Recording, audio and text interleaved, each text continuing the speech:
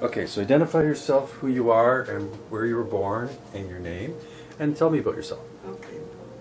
My name is Annette Perrier. I was born in Renfrew, Ontario in 1930.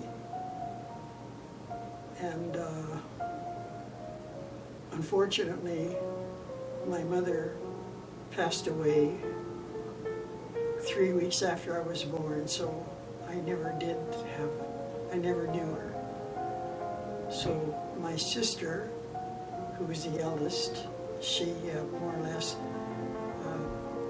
looked after me, even though there were 7 of us in the family. And that's... So how many brothers and sisters did you have? I had four brothers. There's 7 of us. 4 brothers. Sorry, 5 brothers and 3 girls. But one of my brothers died shortly after my mother died. So therefore that left us with 4 boys and 3 girls. So what was life like living with all your brothers and sisters? The house was full. And one thing I liked about it the best is every summer we went to a cottage in Castleford, Ontario, which was just outside of Renfrew, on the Ottawa River. And I think those were the better times of my life. And that's where I learned how to swim and how they did that. My sister walked me on it was like a little wharf path out onto the water and threw me in. And she told me to dog paddle my way back. So I did.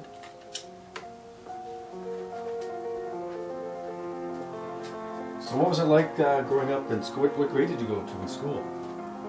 Well, I do remember my first day of school in Renfrew, Ontario. I went to school and then the bell rang. I thought it was time to go home, so I went home.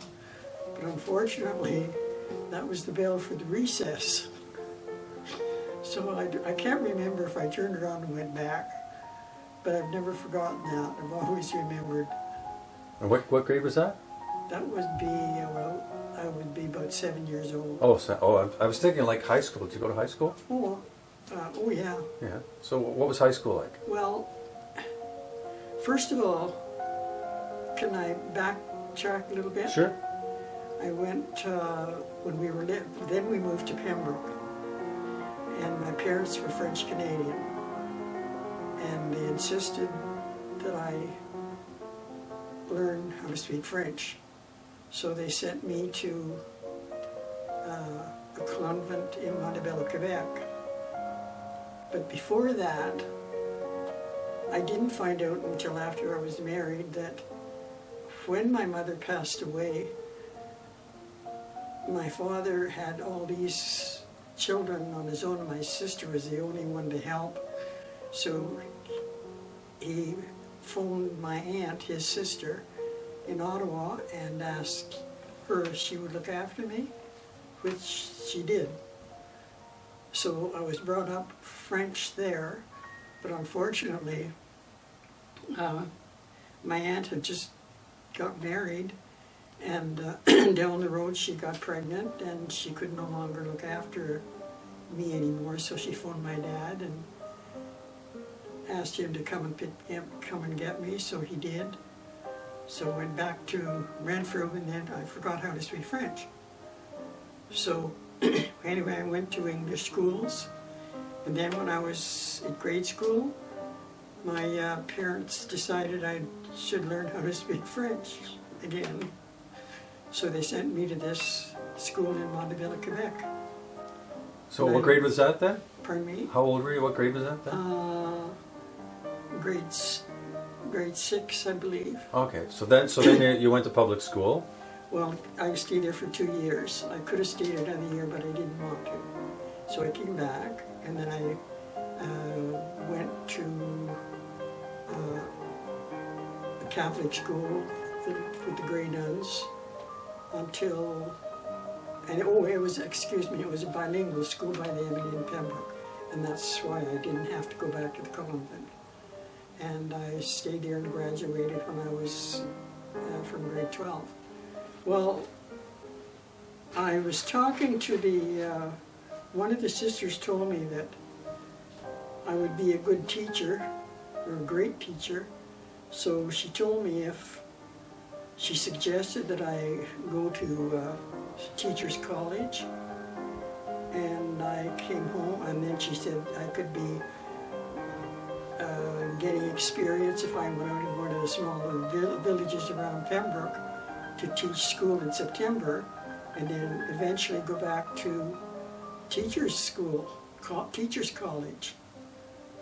But then for some reason, my parents said no. So you could have been a teacher. Oh yes, I wanted to be, but they said no. See, I didn't know that about you. And I was, so then I didn't know what they wanted me to do. And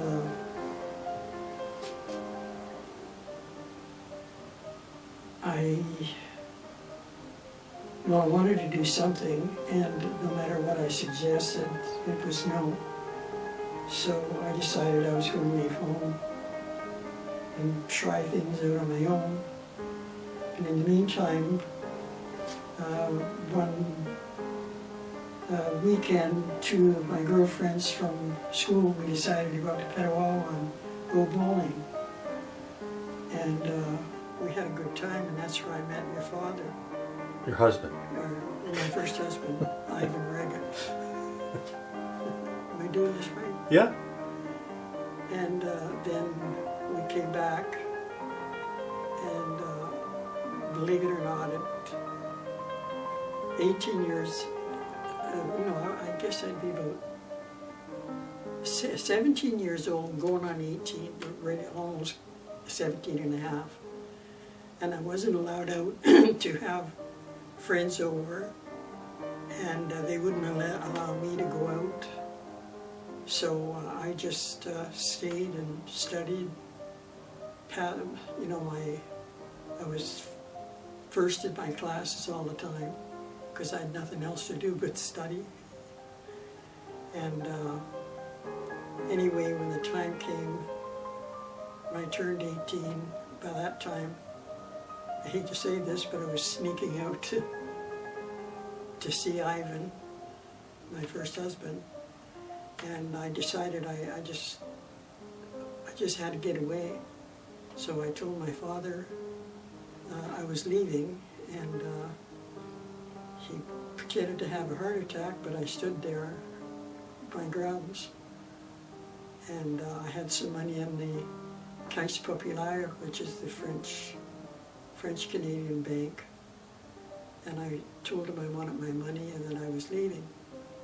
So he knew I was 18 and he couldn't stop me, so. So was your father well off?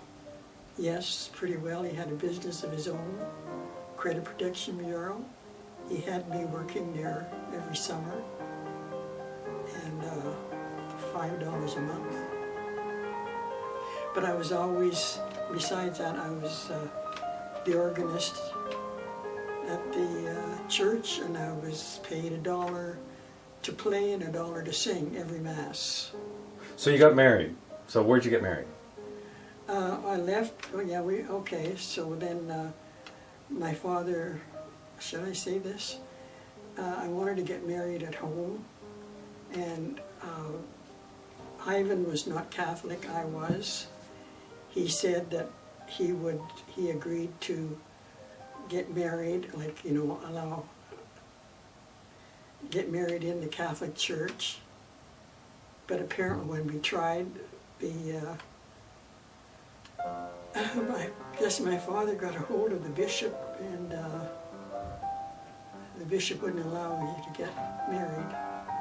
So we got married in Toronto in a Protestant church. So then we came back to Pembroke, and I worked for a while downtown. And the priest came to see me, and he said, "You're not married because you didn't get married in a Catholic church." So I didn't say anything. And then eventually Ivan got transferred. So we left, I believe it was Camp Borden. So then we went to Camp Borden. Oh, no, I think I said everything right, didn't I? Yeah. So what happened after Camp Borden? Well, it was interesting. I was able to get a job in Camp Borden. I just walked up and said, well, my father didn't pay me very much, but I'll say this, I had the good use of a typewriter, and I was a good typist by the time I left Pembroke. So I got hired on as for the Service Corps in the office, and just stayed there until it was the fact that I kept on working until your father got transferred to another station. Then I'd apply for the government again, and I'd get another job for the government. So you had 3 kids. I know that. My first child was born not by. I had a hard time, and I was my first, so I didn't really know what was going on. And the doctor that I went to was a doctor I'd never seen before, because your father had just come back from overseas. So I believe I think it was outside of Camp Borden anyway. I don't quite remember the village. So I was in labor for 2 days and 2 nights. And then eventually he was born. But the doctor used the forceps, I believe, to extract him. And I didn't see him for 2 days, and I couldn't understand why they didn't bring the baby to me. And the nurse told me that his head was really disfigured. And so then when they finally brought him to me, he looked okay. But apparently he used the forceps, and that's what caused the brain damage, but I didn't know at the time. So anyway, we were transferred again, and I told Ivan, I said, we better go pay the doctor for the birth of the child, because we haven't paid him yet. So we went to his house, went with the money, and wanted to pay for the birth, and he said he refused to take money for it. And I couldn't understand, but unfortunately I could realize now he must have known there was something wrong. So then we took him to, eventually,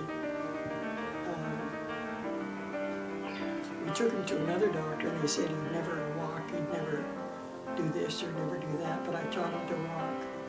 And the only thing he talked, he kept saying, ducka, ducka, ducka, duck. That's all he ever said. But I got him walking, and we took him to the hospital in Toronto, the Children's Hospital in Toronto, and that's when they told us he had brain damage through birth. So, but eventually my husband we were transferred to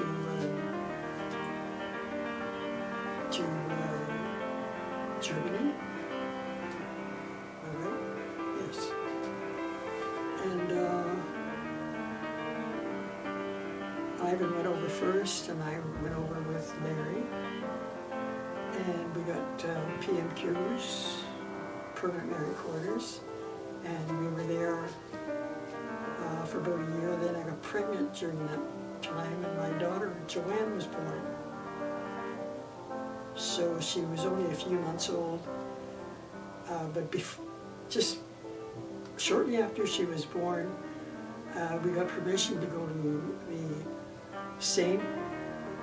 Ormond's Hospital, which I believe is in England, which is the best hospital for sick children. And I couldn't go because I was looking, I had Joanne, she was only an infant.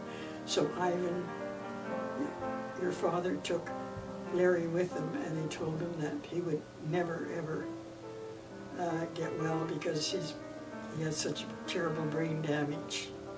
And that what we should do is get back to, excuse me, Canada as soon as we could, so we could get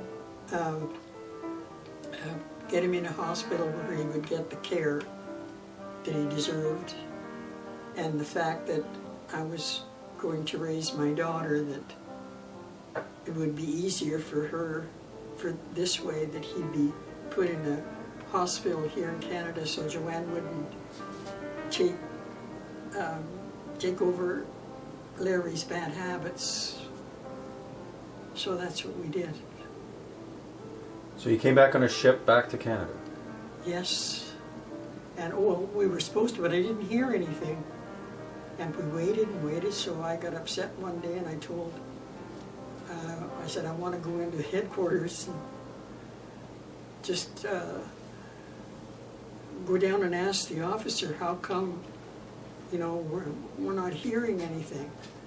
So I walked into the office, I drove down, walked into the office, and I was ready to knock at his door, and there was a lieutenant across the hall from me, and he just kept saying,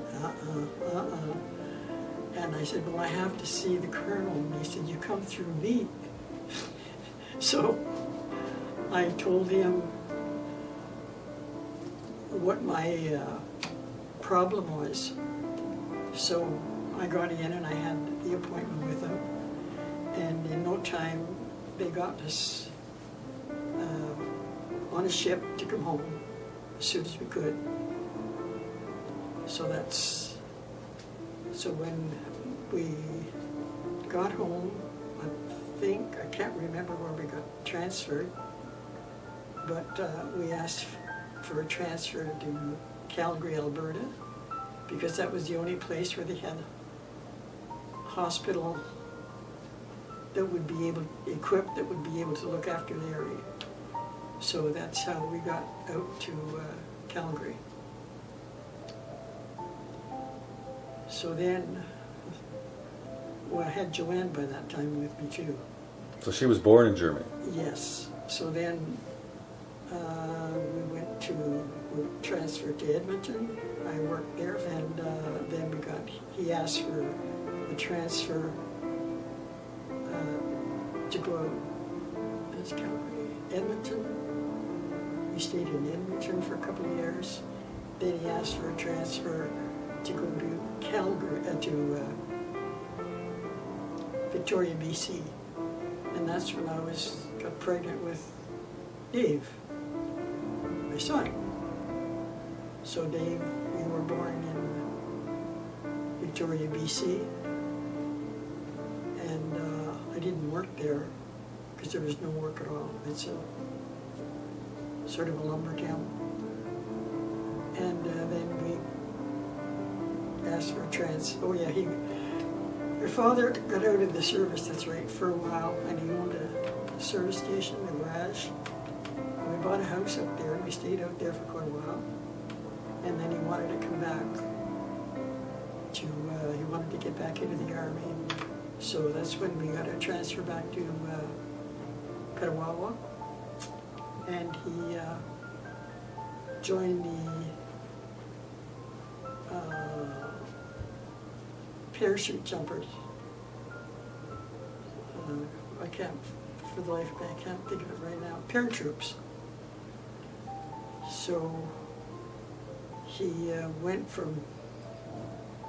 he was transferred to Egypt. He went to the Congo. Oh, by the way, in Petawawa, I got a job with 2 Signal Squadron, and I worked there for several years. in the office or living room, and I love the job, and I got along well with everyone.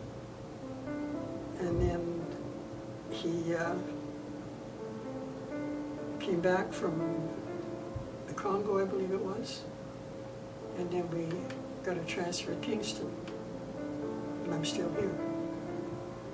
Okay. Oh, and when I got to Kingston, of course, I started looking for a job again. So I worked for,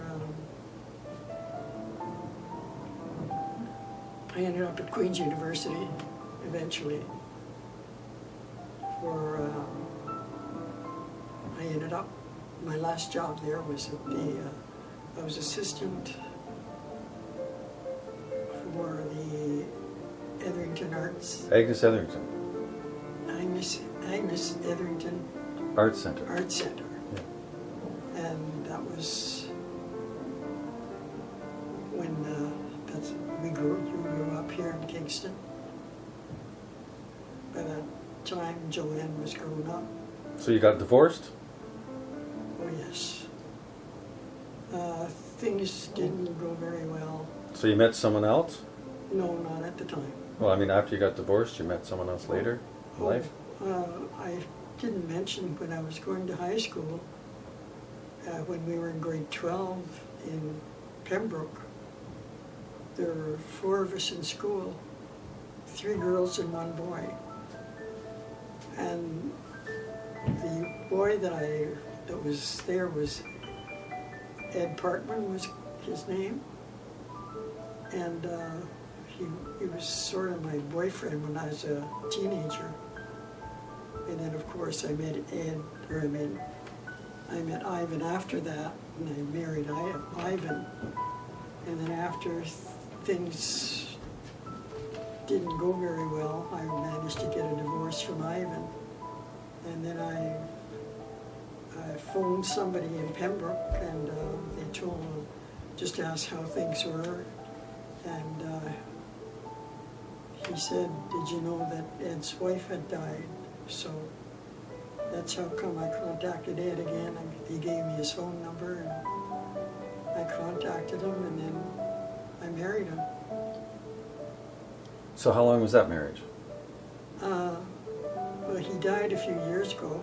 He bought a house, had a house built here, and you made an apartment, had an apartment right here, and you said, "Would you come and live with us?" And I said, "Yes," and I'm still here. And now you're going to be moving. Oh yes, he bought a house out in the country, and the gentleman that sold the house to us, apparently his mother was seriously ill, and she was dying. So he built an apartment above the garage on the property for her only. And aside from that, there's a large house. But she was absolutely separate, and he looked after her until she passed away. So you're starting a new life. Yes, again. And how old are you now? 86. So you're starting another life at 86. Yes, I've changed lives of the last 30 years. So is there anything you'd like to say to your future relatives? To my... Future relatives, because this is going to be historic. Your future relatives in the future. Oh. Well, all I can say is never give up.